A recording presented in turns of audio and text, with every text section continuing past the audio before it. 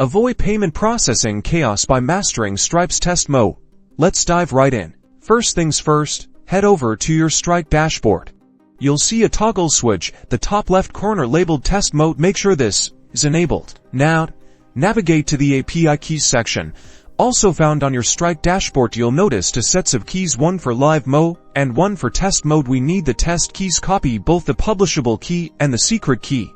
These are crucial for simulating payments. Next, integrate these test keys into your application's payment processing code. Replace your live keys with the test keys. Use Stripe's test credit card numbers, which you can find on their website. These are specially designed for testing purposes, simulating successful and failed transactions. Now, run a test transaction using the test credit card details. Observe your application's behavior as if it were processing a real payment. You'll see success or failure messages based on the specific test card number you use. Jump back to your Stripe dashboard and go to the test environment section. Here, you'll find a log of all your test transactions. Examine these logs to ensure your application is correctly handling successful payments, failed payments, and any other edge cases. If something goes wrong, utilize Stripe's detailed error messages and documentation to debug your integration. Stripe provides comprehensive resources to help you troubleshoot any issues you may encounter. And that's it.